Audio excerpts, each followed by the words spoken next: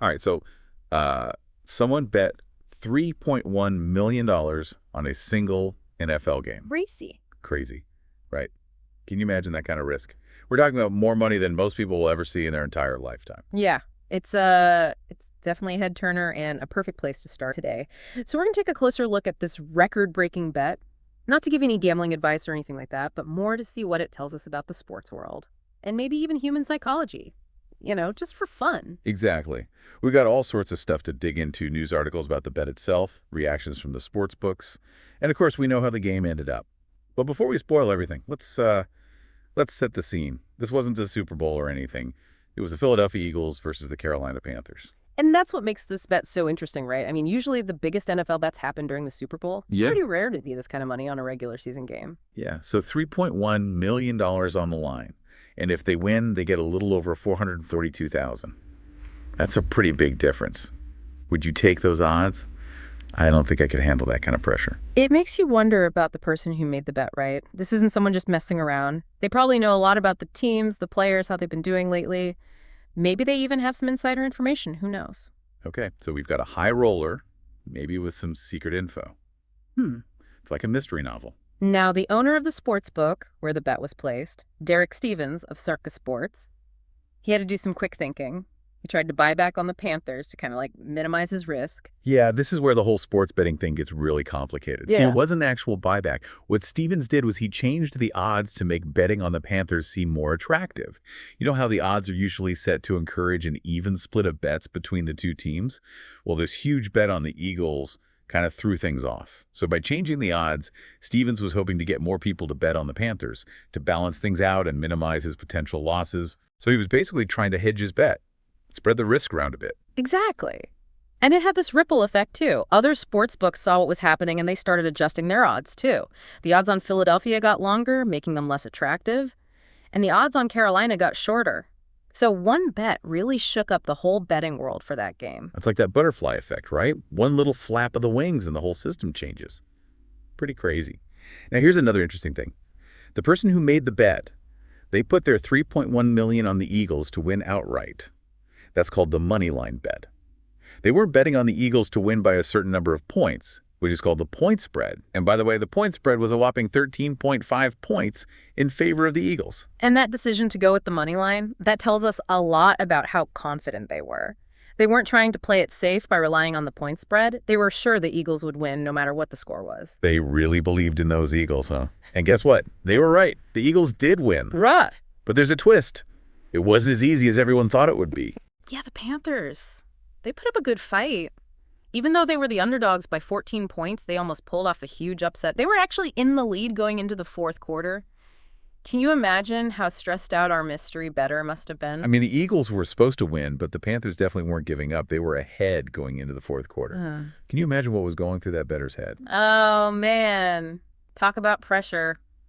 Millions of dollars on the line, and the game's not going the way you thought it would. This is where we really see the human side of risk-taking, Yeah, it's one thing to look at all the numbers and feel confident in your bet. But then the game starts and you get all those emotions, the what-ifs, the fear of losing, maybe even a little regret. Right. And it makes you wonder, does knowing how it all ends change how we see the risk? If we were watching this unfold not knowing who wins, would we think the bettor was crazy or irresponsible? Yeah, good point. Well, anyway, the Eagles, they came back strong in the fourth quarter. Jalen Hurts throws a touchdown pass to tight end Grant Calcaterra.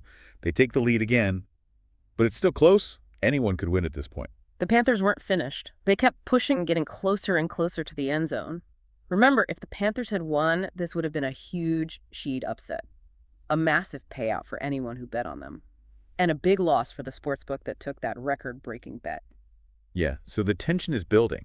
Everyone's on the edge of their seats, and then it comes down to one play. A crucial catch in the final minutes. Panthers rookie wide receiver Xavier Legette almost caught it. If he had made that catch, it could have been a go-ahead touchdown, or at least put him in a great spot to score. Oh man, that's what I call a turning point. That one catch could have changed everything. Millions of dollars shifting from one side to the other. Our bettors goes from winning big to maybe losing it all. And the sportsbook goes from dodging a bullet to facing a massive payout. It really shows you that even with all the planning and confidence in the world, luck still matters.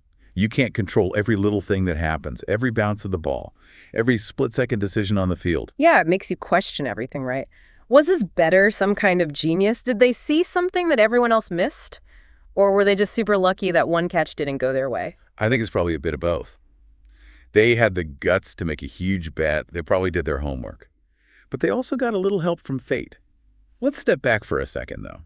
Where does this bet rank in the history of NFL betting? We talked about some of those legendary Super Bowl bets, the ones that make headlines every year. Well, this $3.1 million bet is definitely up there. It's considered one of the biggest ever placed on a regular season NFL game. It's not quite as big as those Super Bowl bets that can reach tens of millions of dollars, but it's still a huge amount of money, and it shows how sports betting is changing. We're seeing more and more big money bets, not just on the big championship games, but on regular season games too. Why do you think that's happening? There are a few reasons, I think. First of all, sports betting is legal in a lot more places now.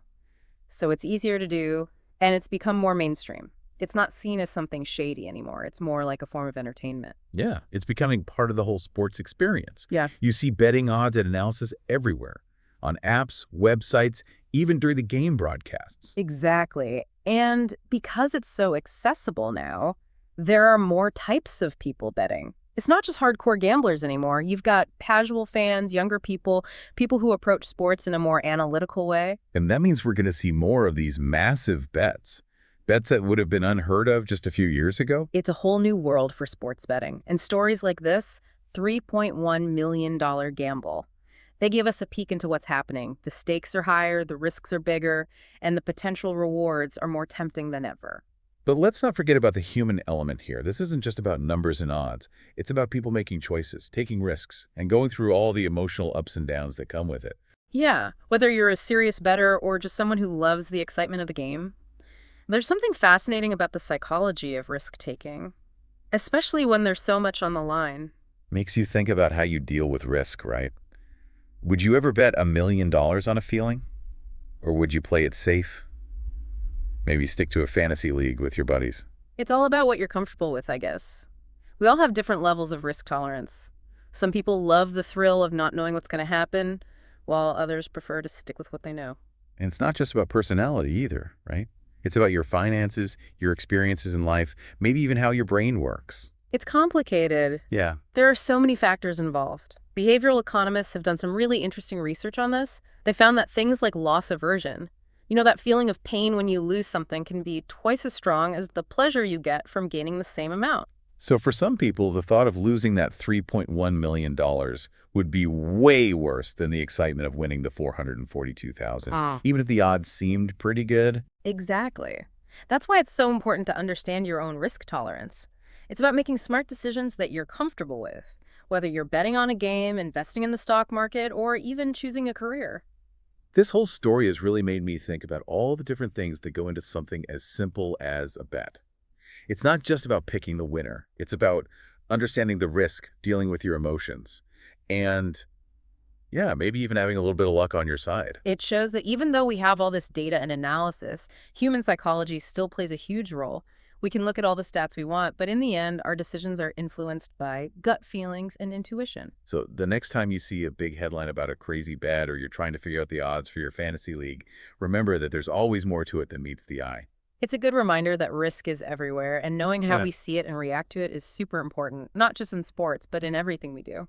Well, I think that about wraps it up for today's deep dive. We covered a lot of ground. Yeah, we did. We talked about the news, the odds, the crazy game, and even the psychology behind it all. Hopefully you learned a thing or two about the world of sports betting and how people make decisions when the stakes are high. Absolutely. And remember, risk is a part of life.